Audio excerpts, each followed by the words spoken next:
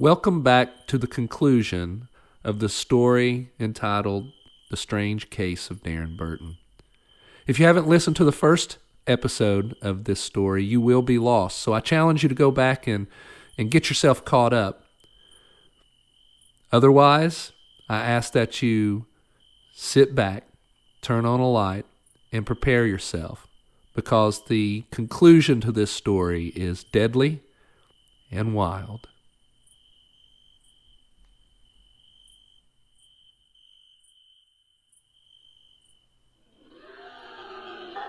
Back in the trailer, Ivan growled. He grabbed Stevie by the arm and drug him up the steps. He tossed the boy inside and turned to lay down cover fire for Clyde and Tiberius as they shot past. He then jumped inside, and Marlene slammed the door behind him. The gnomes attacked the trailer. A dozen scrambled over each other and clawed at the door. Others pounced upon the roof and tried to break through a small skylight. Even more tore away the flimsy screens that covered the windows. Clyde glanced around the room, which was a combination living room and kitchen. There were too many windows, and they were too exposed. He turned to the bikers, who seemed to be coming down from the effects of the psilocybin. Which room has the fewest windows? The large black man named Tank blinked away the trippy fog in his brain and said, "There's a back bedroom that we use for storage. We boarded up the window after it got broken." "Go," Ivan said. "Show us, now."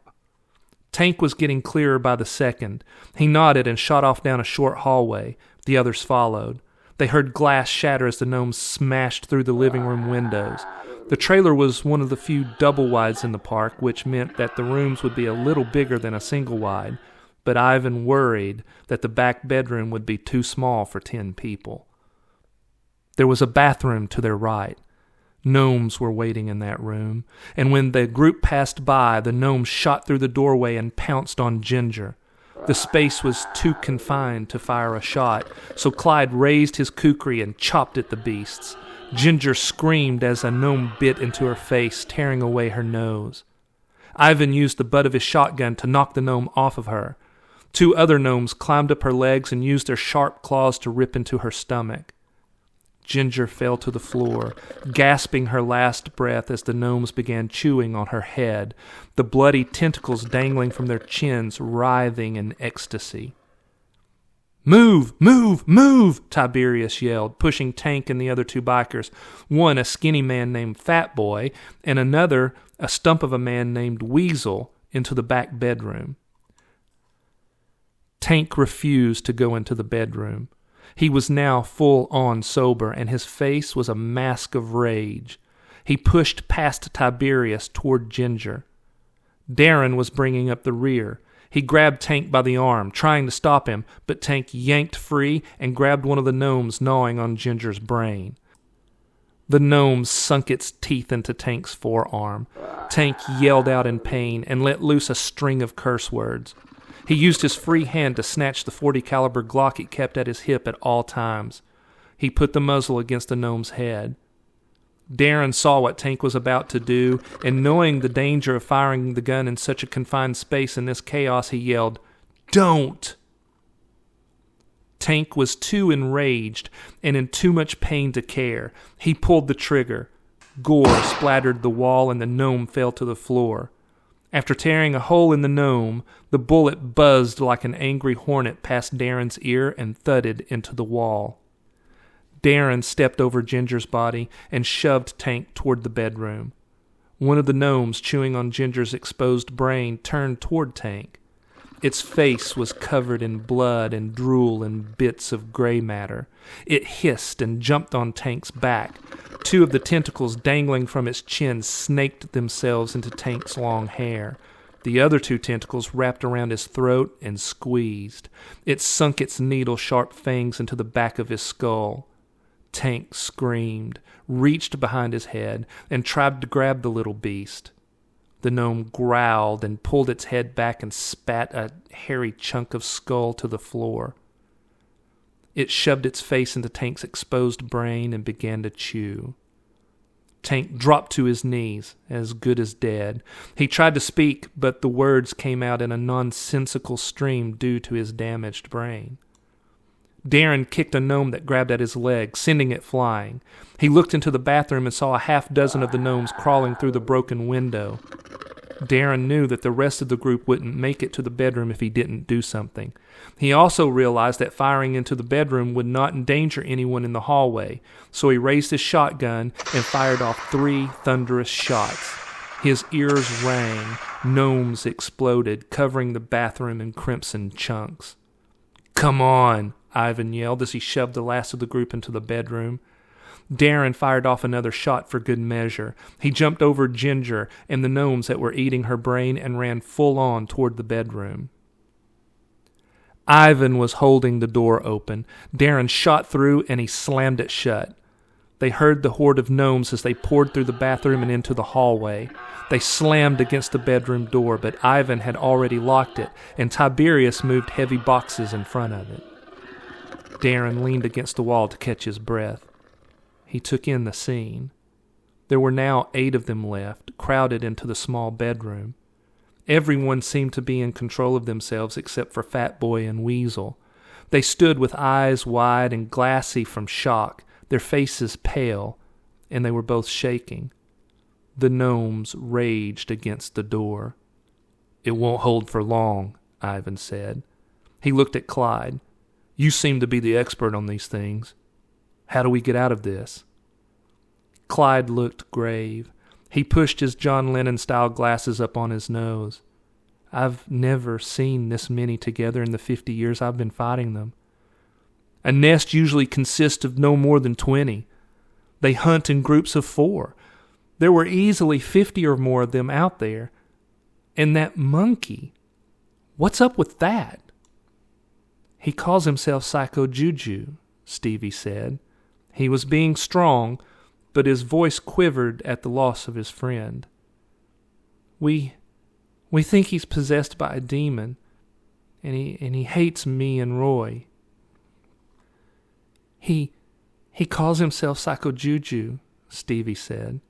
He was being strong, but his voice quivered at the loss of his best friend. We think he's possessed by a demon, and he hates me and Rory. "I've seen a lot of strange things as I've traveled the world hunting these creatures, but the monkey is by far the strangest," Clyde said. "He seems to have control over the gnomes, and that's something that's never happened before." Fat Boy was hyperventilating as he listened. Weasel tugged at his scrawny beard and said, Do you think if we killed the monkey, the gnomes would run away?" Stevie shook his head. "I'm not sure Psycho Juju can be killed." This answer clearly deepened Clyde's worry. "Even if we find a way to kill this monkey, the gnomes will probably continue to try and kill us. They are determined and vicious." "Wait a minute," Marlene said. She had to raise her voice to be heard over the din of the gnomes throwing themselves against the door. Everyone turned to her. Her shirt and nerd glasses were splattered with gnome blood. She pushed a strand of her shoulder-length hair behind her ear. "This all happened so fast we only had time to react and try to stay alive. We have phones. Let's call Sheriff Mosley and have him bring the cavalry." Tiberius snatched his phone from his pocket and attempted to dial Mosley's number. "Damn, I've got no service. I have bars, but the call isn't going through." Everyone else tried using their phones, but had the same problem. "What's happening?" Darren asked. I bet it's Psycho Juju," Stevie said. "He's got special powers. I bet he's using some kind of magic to block our phones from dialing out." Tiberius turned to Stevie. "He's clearly evil, but what makes you think he has special powers?" Stevie glanced at Ivan, who nodded for him to continue. "Well, one night a few weeks back, Rory and I were riding into town to Romero's Comics, but we heard music and saw colorful lights glowing out in one of the fields. We went to investigate. The cows were all acting weird, like they were in a trance. and just over the hill in the field we saw this merry-go-round. It was spinning with crazy music and lights flashing. All the animals on it were real, but they were dead. It was terrifying. "Continue," Ivan said when Stevie paused. "Well, when we walked up to the merry-go-round, some force held us in place, wouldn't let us go. Then Psycho Juju stepped out from the center of the merry-go-round and told us he was coming for us, and when he did, he'd bring hell with him. Then he snapped his fingers, and he and the merry-go-round disappeared. Rory and I ran back to our bikes and rode back to the park and told Mr. Ivan." Everyone turned to Ivan, who nodded in the affirmative that this was a true story. The gnomes hammered against the door. Others began banging against the plywood that had been nailed over the broken window. They clawed and hissed and growled, keeping everyone's nerves on edge. They heard Psycho Juju's unnerving half-simian, half-human laugh at the chaos he was creating. Suddenly, everything stopped. They were blanketed in a silence that was almost as disturbing as the growling, hissing horde of gnomes. They all exchanged nervous glances, straining to hear. Fat Boy was no longer under the spell of the psilocybin. "Shit, that can't be good. I'm freaking out, man." Ivan shot Fat Boy a withering look. "Quiet. Man up." Fat Boy averted his eyes. I'm sorry, man. It's just I ain't never experienced shit like this. What do you think they're doing?" Marlene shrugged as she shoved a fresh magazine into her Glock. "He does have a good question, Ivan." Tiberius quietly, gingerly put his ear to the door. "I don't hear anything. I don't think they're in the hallway any longer." Before anyone else could say anything, they heard Psycho Juju's voice as he called out to them.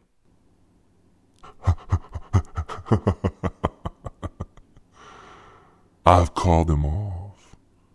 Come see what I have. I think you're going to just love what happens next." Everyone looked at Tiberius, silently asking him if he thought the gnomes really were gone or would rush in and slaughter them all. He put his ear against the door again, then shook his head. Then he knelt down and peered under the door. There was just enough clearance that he could see a few feet down the hallway. He stood. "It seems clear." "I think Rory and I have had more interactions with Psycho Juju than anyone else," Stevie said. He was pale, and there were dark circles around his eyes. "He lives for chaos. That's all he cares about. So if he's called off the gnomes and is telling us to come out, he's got something else in store." Darren recalled the stories that Lafayette published about these two 11-year-old boys. He was impressed by how well Stevie was handling himself, and he knew from the stories that Stevie seemed to have a deeper insight to the monkey's motivations. "So, what are you saying?" Darren asked. "I think we go see what he wants," Stevie replied. We could be walking into a trap," Weasel said. He was a hefty man with a red face. Sweat beaded his brow. He, too, seemed to finally be clear of the effects of the psilocybin. "I may not have anybody to go home to, but I don't want to have my brains eaten by those things." Stevie shook his head. "I don't think that's it. Either way, we can't stay here. Maybe once we get outside and see what he wants, we can figure out a way to get to Mr. Poe's blazer." Ivan considered Stevie's assessment. "He's right. We won't be able to hold them off here. They're going to overpower us. At least if we're out there, we have options." Why hasn't anybody come to help? Fat Boy said. He was shaking uncontrollably. I mean, y'all were shooting guns, and those things are loud. Welcome to the trailer park, Stevie said, sounding older and wiser than his age. The dark circles around his eyes and the pain of loss couldn't quite mask his wholesome days-gone-by look. The people here are not the kind of people to help each other out. They heard Psycho Juju. I'm waiting. You're gonna miss the finale. Let's do it, Tiberius said, and opened the door. The hallway was clear of gnomes, but was splattered with blood. Ginger's body lay sprawled on the floor, and Tank's was crumpled against the wall. They quietly made their way to the front of the trailer and stepped out onto the overgrown lawn. The whole scene was aglow with the multicolored Christmas lights strung up on poles around the small yard. Roughly 40 gnomes stood in a semicircle in front of the trailer. Psycho Juju sat astride the pit bull in the middle of the lane. His face was smeared with red grease paint, and he had those black swirls painted around his eyes. Next to him stood a man dressed as a clown, with patchwork baggy pants, rainbow suspenders, and a red bowler hat. His makeup was classic clown, with red lips and blue triangles around the eyes. The clown held a leash in his right hand that was attached to Rory's neck. In his left hand he held a .38 caliber revolver. Stevie's heart leaped at seeing his friend, then ached at how bad he looked and the deadly situation he was in. Rory was bleeding from a score of claw marks. His shirt was torn. He had lost a sneaker. He had a black eye and his lip was split and swollen. He had clearly put up a fight. Oh, the sad, concerned looks on your faces, Psycho Juju said. It makes my little black heart feel so wicked. Darren shot a glance at the group. He had come to understand that none of them had heard the stories that Lafayette published about this evil little beast. He knew that in every story the clown died, but not after a dramatic murder of at least one innocent person. He struggled to see a way out of this situation that did not end up in Rory's death. Psycho Juju smiled, baring yellow teeth with thick simian fangs. Now that you're all here, let's get on with the show. Before anyone could react, the clown raised the gun, pointed it at Rory's head, and pulled the trigger. Everyone gasped. Stevie yelled, "No!" The hammer fell with a loud clack. Rory flinched, but there was no gunshot. Psycho Juju laughed. Oh, the tension in the air. It's so thick I can almost taste it. Ivan took a step toward Rory, his eyes afire with rage. "Stop this right now." The clown cocked the gun, pushed it closer to Rory's temple. Psycho Juju locked eyes with Ivan. It's just a friendly little game of Russian roulette. I'm sure you've played it before, haven't you, Ivan Ivanovich? Ivan slowly shook his head, keeping his eyes locked on the Psycho Juju's. "Let the boy go. Take me. You can do whatever you want with me."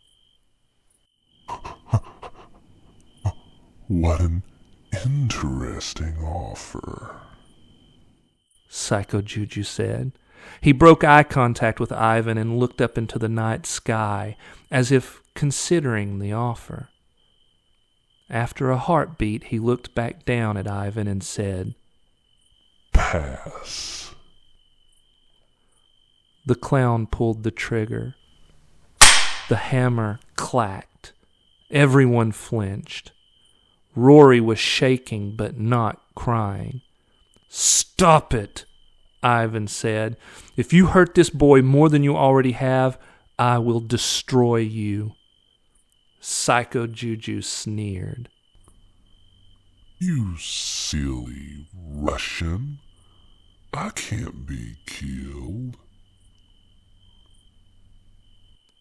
The clown again pulled the trigger. Another loud clack. Everyone flinched. They knew that the gun only had 6 chambers. The odds were now against Rory that he would survive another round. "What do you want?" Ivan asked. "Just let the boy go, and I'll give you whatever you want." "Oh, but I'm experiencing exactly what I want right now," Psycho Juju said. "Chaos, fear, heartache, and death." The clown jabbed the muzzle of the gun hard against Rory's temple, cocked the hammer, and pulled the trigger. This time, there was a thunderous report that made everyone's heart stop beating. Time slowed as the shot echoed through the trailer park.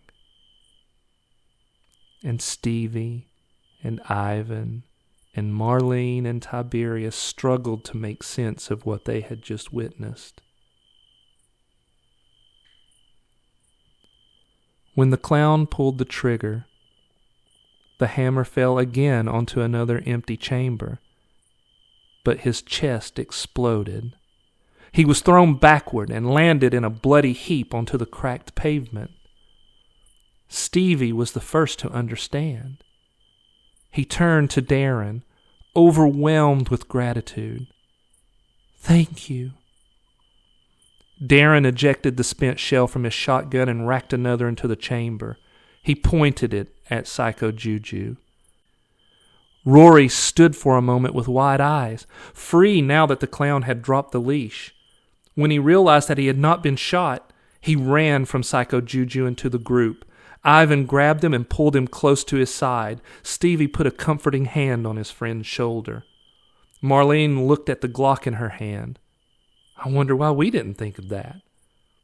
"I was too afraid to hit Rory," Tiberius said, knowing that the others felt the same. Darren glanced over his shoulder at them. "I had a better angle, a clear shot." Ivan gave a nod at Darren that spoke volumes. It carried with it thankfulness and respect for quick, bold thinking in the time of crisis. "Oh, well, isn't this an unfortunate turn of events?" Psycho Juju said. I just can't seem to keep my clowns alive for any length of time." He held up a hand, palm open. He playfully wiggled his simian fingers. "When I snap my fingers, these hungry little gnomes are going to attack. And all of you are going to die such a deliciously brutal death. I can't wait to watch them chew into your skulls and eat your tiny little goody two-shoes brains." The gnomes growled, drooled, and quivered with hunger. Everyone steeled themselves for the inevitable. They raised their weapons, each calculating their odds at making it through the gnome horde into the blazer. Psycho Juju put his thumb and middle finger together and said, "Dinner time." But before he could snap, A lean, mangy dog ran out of the dark behind him and leaped into the air. It slammed into the monkey, knocking him off the pit bull. "Manson!" Rory yelled. Darren was surprised. Manson belonged to Granny Dingo, the powerful witch who lived in the trailer park. The dog was a near-rabid dingo that she had somehow smuggled into the country from Australia. If Manson is here, then... He looked up and saw Granny Dingo floating toward them down the lane. Her feet hovered 10 inches off the ground. She wore her hair up in a bun, held it in place with a withered chicken claw. She was wearing a pink velour tracksuit and a pair of stained fuzzy slippers. Her ensemble only made the moment more surreal than it already was. Darren knew enough about her to understand that she was incredibly powerful and that all she wanted was peace. He felt that her presence here would only help him and the others survive. She stopped at the edge of the lot and took in the scene. Psycho Juju squatted a few feet from Manson, his eyes darting from the mangy dog to Granny Dingo. The pit bull was clearly terrified of Manson and was keeping its distance. The gnomes were held in place now not by Psycho Juju's dark magic, but by Granny Dingo's. "This damn trailer park used to be a quiet place to live," she croaked. "But now there's always some kind of nonsense going on." She looked at Psycho Juju. "I know you. Not the poor creature that you've possessed, but the real you." Psycho Juju's eyes narrowed. His lips pulled back into a monkey sneer. "If that's true, then you know what I'm capable of." Granny Dingo nodded. "I reckon I do. But you won't do none of that here tonight." She mumbled a word in an arcane language, and every single gnome exploded into a red mist that twirled up toward the sickle of moon above and dissipated into the night sky. She pointed at the pit bull and said, "You should be ashamed of yourself. Go home." The dog whimpered and shot off into the night. Psycho Juju stood, dusted off his suit, straightened his bow tie, and then took a deep bow. He locked eyes with Granny Dingo and said, "I concede this battle to you." He glanced over at the group, letting his gaze fall on the boys. "Kill you later, boys." With that, he snapped his fingers and disappeared, leaving behind scorched grass where he had been standing. Now that there was no threat, Manson turned and wandered over to Granny Dingo and stood beside her. Ivan had interacted with the old witch more than anyone else. "Thank you," he said. "I owe you." Granny Dingo nodded. "I like you, Ivan. You're the only one who tries to keep this damn place quiet. But rest assured, someday I'll be calling in this here favor." With that, she turned and floated back down the lane, which was lit only by the glow of Christmas lights, and disappeared around the corner. They heard sirens in the distance, realizing that someone must have finally called the sheriff. A few minutes later, 2 cruisers swung around the corner and came to a stop in front of them. 2 deputies jumped out of one, guns drawn, and began securing the scene. Sheriff Mosley stepped out of his cruiser and swaggered over. As usual, he was quiet, confident, and acted as if nothing could ever surprise him. "Hit me," he said. Ivan began the story, and the others filled in where necessary. Marlene introduced Darren, and Mosley was genuinely impressed at how he handled himself. A few minutes later, a couple paramedics arrived. One of them, a girl with pink hair named Sheena, administered first aid to Rory. She declared that he was fit, with only minor scrapes and bruises, and told him to follow up with a doctor in the morning. "All right," Mosley said. "I'll take care of this. If anyone asks, just tell them that it was a bear attack. You all need to get cleaned up and get some rest and recover." "But I be starving," Rory said. Tiberius checked his watch. "It's only 11 o'clock. Why don't we all go to Winona's for some waffles?" "Yeah!" Stevie and Rory said at the same time. Tiberius looked at the rest of the group. "What say you?" "I'm down," Marlene said. Darren nodded. In fact, everyone but Fat Boy and Weasel agreed. They both stated that they were done with this scary little town and were going to head out to someplace safer. 30 minutes later, they all sat around a table at Winona's, telling her and Isaac what had happened. Both the boys' mothers worked the late shift there, and they sat close to their sons, doting on them, glad that they had survived. "Well, thank goodness Granny Dingo was there," Winona said. "Yes, but it was Darren that saved Rory," Ivan said. Darren was modest. "I was the only one that had a clear line of fire. I'm just glad I was able." Marlene turned to Darren. Her cat green eyes sparkled through her nerd glasses. "I hate to tell you, Darren, but I don't think you're going to get to speak with Lafayette. There's more that you don't know, and it's just too dangerous for him to leave his bunker." Darren had already resigned himself to this possibility. "I understand. He needs to stay safe and continue to tell the world about this town." "You still have the rest of the week with us," Tiberius said. "There's a lot more to explore and learn." Darren remembered that when this all began, that Lafayette had given a cryptic response to his email referring to Ephesians 6:12, which was that we wrestle not against flesh and blood, but against the evil spirits that rule this world. And though he had not completely been a believer in such things before he arrived, what he had experienced in a single day here had shown him the truth. "I appreciate the offer," Darren said.